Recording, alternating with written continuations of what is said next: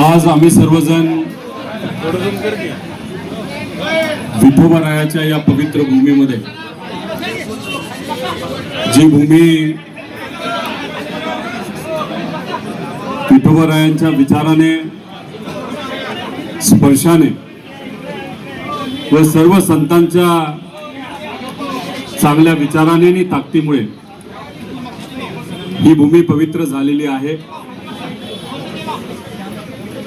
लाखो करोडो लोक, ते सुद्धा सामान्य परिवारातले, विठोबारायाचं दर्शन घेण्यासाठी हजारो किलोमीटरवरून या ठिकाणी येत असतात. इथं स्पर्शाला महत्व आहे. कोणाकडे किती रुपये आहेत, कोण किती मोठा, कोण किती लहान, पुरुष का महिला, लहान का मोठं, मोठा नेता का साधा कार्यकर्ता, कुठल्याही प्रकारचा भेदभाव या भूमीमध्ये त्या ठिकाणी चालत नाही. हे जे आंदोलन आहे ते सामान्य शेतकऱ्यांसाठी आहे. काही दिवसांपूर्वी या सरकारने शेतकऱ्यांसाठी कर्जमाफी जाहीर केली.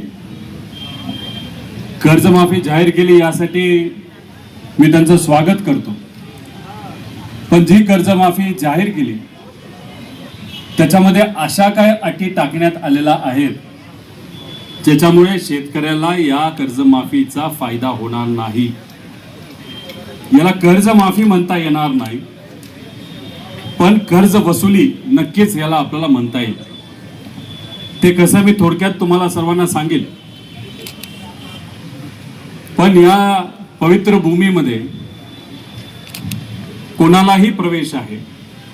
कोणालाही, कुणीही कितीही ताकदवान असेल, सत्तेत असू द्या नाही तर काही असू द्या, कोणालाही इथं थांबवता येत नाही. पण हे शेतकऱ्याचं जे आंदोलन, अन्नदात्यासाठी अन्नत्याग आंदोलन, जे आपल्यातले काही जण इथं करणार आहोत, हे आंदोलन थांबवण्याचा बराचसा प्रयत्न सरकारच्या माध्यमातून त्या ठिकाणी झाला. सोलापूर जिल्ह्यातले अधिकारी असतील, प्रशासन असेल व इथले स्थानिक प्रशासन असेल, तरी नक्कीच आपल्याला सहकार्य केलं त्यांना जमेल तेवढं. पण शेवटी वरून जर दबाव असेल तर त्यांना काही गोष्टी करता येत नसतात. पण जेव्हा आपल्या हातामध्ये संविधान असतं तेव्हा परमिशन दिली काय, नाही तर परवानगी दिली नाही काय, तरी आम्हाला फरक पडत नसतो. साने गुरुजींनी अनेक वर्षांपूर्वी इथे याच भूमीमध्ये परवानगी न घेता सामान्य लोकांसाठी एक आंदोलन केलं होतं आणि ते यशस्वी आंदोलन झालं होतं. कालच त्यांचा स्मृती दिन होता. साने गुरुजींचा विचार पुढे घेऊन आम्ही सर्वजण चाललो आहोत. महामानवांचा विचार, श्री शाहू फुले आंबेडकरांचा विचार, पुण्यश्लोक अहिल्यादेवी होळकरांचा विचार, हा विचार घेऊन आपण सर्वजण पुढे चाललेलो आहोत. संतांचा विचार पुढे घेऊन चाललेलो आहोत. आणि हे असताना आम्हाला जर कोणी इथं थांबवण्याचा प्रयत्न करत असेल तर आम्ही कदापि ते सहन करू शकत नाही आणि आम्ही ते ऐकणारही नाही. त्यामुळे परवानगी न देता सुद्धा आपण हे आंदोलन इथं करत आहोत. खरं तर मला प्रशासनाला अजून एक विनंती करायची की इथं तमाशा सुरू नाही. सहसा गावामध्ये एखादा तमाशा नाही तर नाच गाणं जर सुरू असेल तर पडदा लावला जातो. पण हे आंदोलन सामान्य लोकांना दिसू नये म्हणून इथं तमाशाला जसं कापड लावलं जातं, नाहीतर त्याला आपण कणात जी इथं लावली गेली आहे ती कृपा करून पुढच्या काही मिनिटांमध्ये त्या ठिकाणी काढण्यात यावी. कारण इथं तमाशा चालला नाही, पण सरकारने जे काही चुकीचं धोरण या महाराष्ट्रामध्ये केलेलं आहे त्यामुळे सामान्य लोकांच्या जीवनामध्ये मात्र तमाशा झालेला आपण सर्वजण बघू शकतो. काही लोक इथे येणार आहेत, हजारो लोक येणार आहेत आणि त्याच्या समोरच जिथं आपण आंदोलन करत आहोत, छत्रपती शिवाजी महाराज यांच्या नावाने या चौकाला ओळखलं जातं, तर तिथे तर तुम्ही गटर सोडत असाल तर तेही मला असं वाटतं ते योग्य नाही, चांगलं दिसणार नाही. आता सगळ्यात महत्त्वाची गोष्ट जी आपल्या सर्वांना इथं सांगणार आहोत, ज्यांना माहीत नाही हे आंदोलन आपण का करत आहोत. आता हे आंदोलन का करत आहोत हे थोडक्यात तुम्हाला सांगत असताना ही गोष्ट आपण खूप डिटेलमध्ये त्या ठिकाणी ऐकून घ्यावी. 35,000 कोटी रुपयाची कर्जमाफी सरकारकडनं जाहीर झाली. त्यांचं म्हणणं असं आहे की याच्यामध्ये 55 लाख शेतकऱ्याला फायदा मिळेल. 35,000 कोटी रुपये 100% या कर्जमाफीसाठी लागत आहेत, पण ज्या अटी टाकल्या त्यामुळे 36 लाख शेतकऱ्यांवर अन्याय होणार आहे आणि 35,000 कोटी शेतकऱ्याला न मिळता फक्त 13,000 कोटी रुपये त्या ठिकाणी मिळणार आहे. त्यामुळे हे आंदोलन 36 ते 40 लाख शेतकऱ्यासाठी महत्वाचं आंदोलन आहे. हे फक्त शेतकरी, त्यांच्या परिवारामध्ये असणारी लहान मुलं, माता भगिनी याच्यामध्ये त्यांचा आकडा त्या ठिकाणी येत नाही. त्याच्याच बरोबर जे काही रेग्युलर भरणारे शेतकरी आहेत त्यांच्यावर सुद्धा ज्या पद्धतीने अन्याय चालू आहे हे सुद्धा कसा हे मी आपल्या सर्वांना सांगतो. 36 लाख शेतकऱ्यांना, तसं बघितलं तर 48 लाख शेतकऱ्यांना 2019 मध्ये कर्जमाफी दिली गेली होती. ही कर्जमाफी जी दिली गेली आहे त्याच्यामध्ये स्पष्टपणे सांगण्यात आलेलं आहे की ज्या शेतकऱ्याने 2019 मध्ये कर्जमाफीचा लाभ घेतलेला आहे त्या शेतकऱ्याला 50,000 पेक्षा जास्त कर्जमाफी या योजनेमध्ये मिळणार नाही. आता तुमच्यातल्या किती शेतकऱ्यांना 2019 मध्ये लाभ मिळाला होता त्यांनी हात वर करा. माझ्या अंदाजाने 90% शेतकरी आहेत की ज्यांना 2019 मध्ये कर्जमाफीचा लाभ हा मिळाला होता. तो आकडा 48 लाख शेतकरी आहेत. मग तुमच्यासाठी 2019 ची जी अट आहे की तिथं ज्या लोकांनी त्या योजनेचा 2019च्या कर्जमाफीचा लाभ घेतला त्यांना फक्त 50,000 रुपये ची मदत या सरकारने दिलेल्या योजनेतून मिळणार आहे. हे तुम्हाला मान्य आहे का? मान्य आहे का? आता ही अट घातल्यानंतर त्यांचं हेही म्हणणं आलेलं आहे की तुमचं 50,000 रुपये पर्यंत कर्ज असेल तर तुम्हाला 50,000 रुपये लगेच मिळणार. पण 50,000 रुपयाच्या पुढचं जर तुम्हाला कर्ज असेल तर तुम्ही OTS मध्ये जाणार. बँकेत जाऊन आपण OTS करतो. तुमचं समजा 1 लाख कर्ज असेल आणि तुम्ही 2019चा लाभ घेतला असेल तर मग तुम्हाला आधी 1 लाखातून 50,000 वजा करून 50,000 हे तुमच्या खिशातून द्यावे लागणार आणि ते 50,000 दिल्यानंतर मग तुम्हाला तिथं सरकारकडनं 50,000 रुपये दिले जाणार. हे तुम्हाला मान्य आहे का? आपलं काय मत आहे की 2019 ची अट तुम्ही काढून टाका. जेणे काय होणार की 2019 मध्ये ज्या शेतकऱ्यांनी कर्जमाफीचा लाभ घेतला त्या सर्व म्हणजे 48 लाख शेतकऱ्याला, म्हणजे 55 लाख शेतकरी हे म्हणतात त्यातले 48 लाख शेतकरी असे 2019 ला लाभ घेतलाय. आपलं म्हणणं आहे 2019 ची अट जर काढली तर सर्वच या 36 ते 48 लाख शेतकऱ्याला कितीची कर्जमाफी मिळणार? 2 लाख रुपयाची. मग तुम्हाला 50,000 रुपयाची कर्जमाफी पाहिजे का 2 लाख रुपयाची कर्जमाफी पाहिजे हे तुम्ही मला सांगा. आता जर तुम्हाला 3 लाख रक्कम ही देणं असेल बँकेला, त्याच्यामध्ये मुद्दल आणि व्याज धरून, पेनल्टी धरून, तर मग तुम्हाला या सरकारच्या योजनेच्या अंतर्गत आधी स्वतःच्या खिशातून 2.5 लाख रुपये द्यावे लागतील. मग तुम्हाला 50,000 रुपयाचा लाभ मिळणार. चालणार आहे का? तर 2.5 लाख रुपये तुमच्याकडे आहेत का?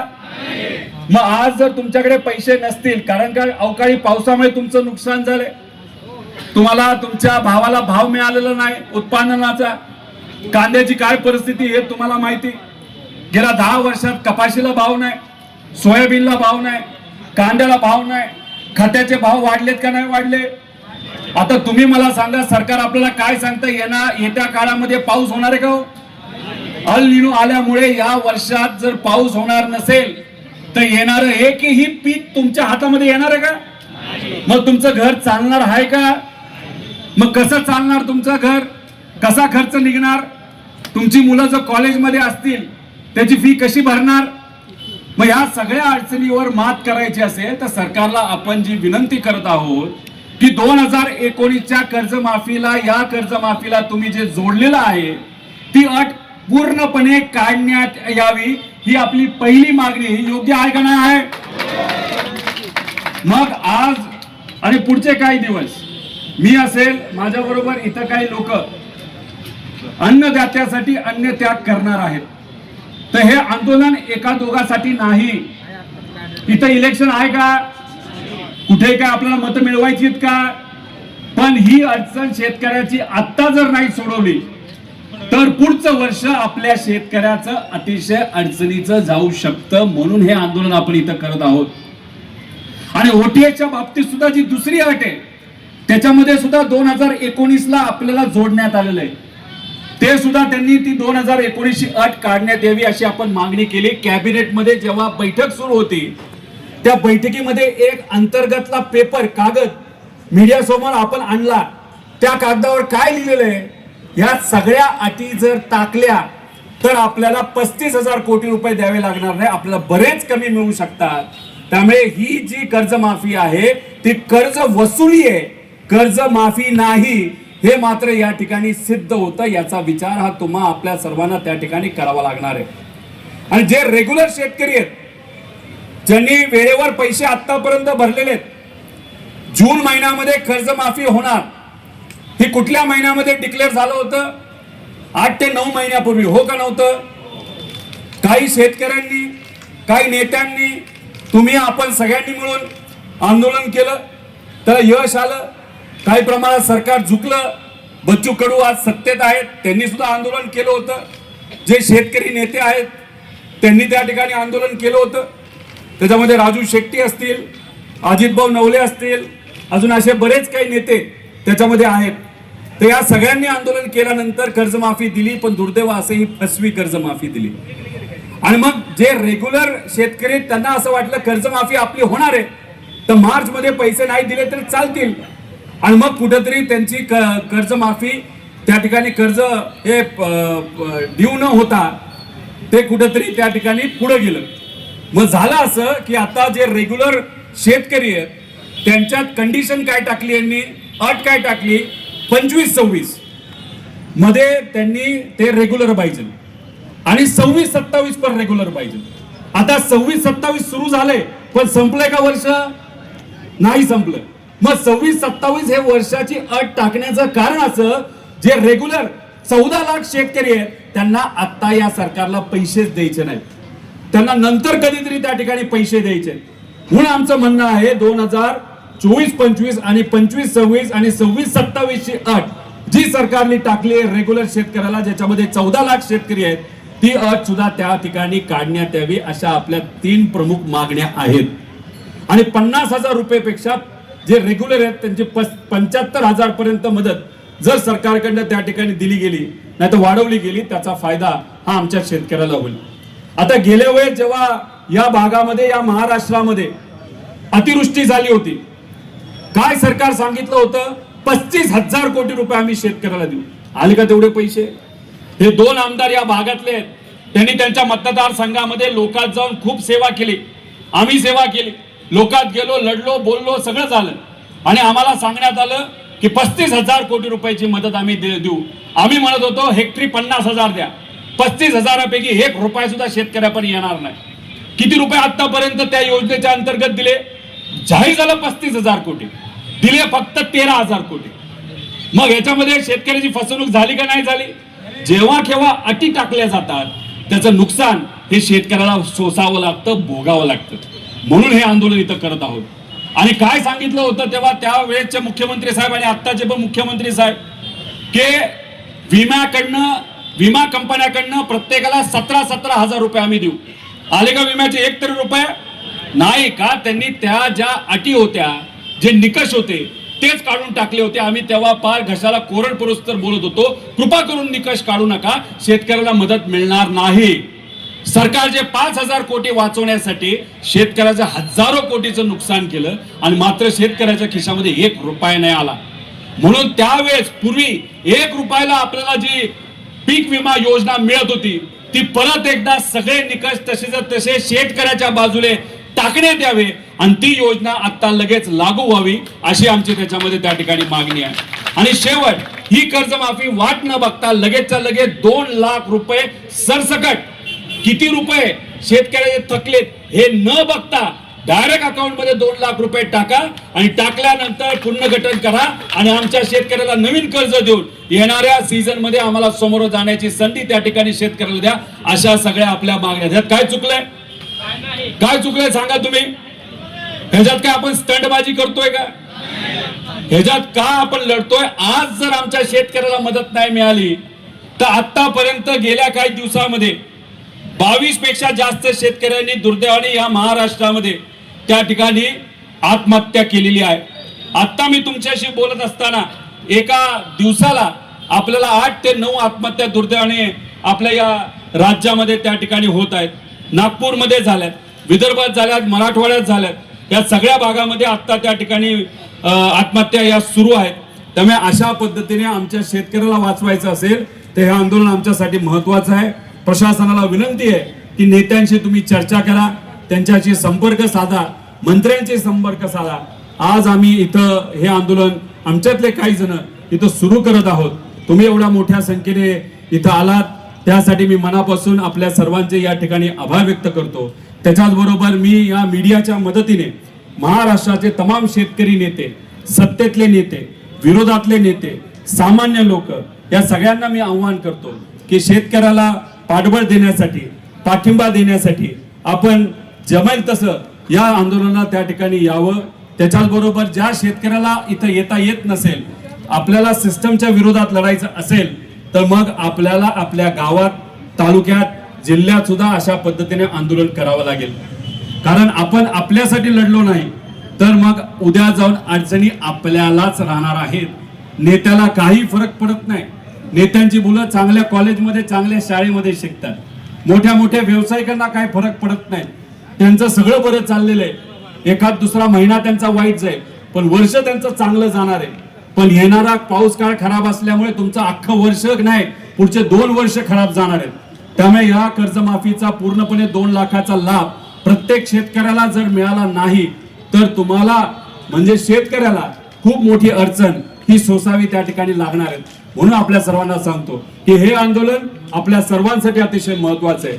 आणि तुमच्या सर्वांच्या साक्षीने, विठोबारायाच्या आशीर्वादाने, सर्व संत श्रेष्ठांच्या आशीर्वादाने, सर्व महामानवांच्या आशीर्वादाने, माझ्या आई वडिलांच्या आशीर्वादाने, माझ्या परिवाराच्या पाठिंबाने व सर्वसामान्य लोकांच्या पाठिंबाने हे आंदोलन आता आपल्या सर्वांच्या उपस्थितीमध्ये, त्याच्याच बरोबर 4 जून पासून आतापर्यंत कर्जबाजारी जे शेतकरी होते आणि दुर्दैव कर्जबाजारी असल्यामुळे ज्या ज्या शेतकऱ्यांनी आत्महत्या केली, आपल्या परिवाराला त्या ठिकाणी सोडलं, ज्याच्यामध्ये नारायणभाई धोटे असतील नागपूर, त्याच्यामध्ये सुखदेवभाऊ पाटोड असतील, लताताई गायकवाड असतील, खुशालभाऊ खंडाईत असतील, त्याच्याच बरोबर गजाननभाऊ राठोड असतील, नागरामभाऊ राठोड असतील, संजयभाऊ साळवे असतील, दशरथभाऊ चव्हाण असतील, विनोदभाऊ शिंदे असतील, विशाखभाऊ क्षीरसागर असतील, बाळकृष्णभाऊ खडसे असतील व इतरही सर्व शेतकरी,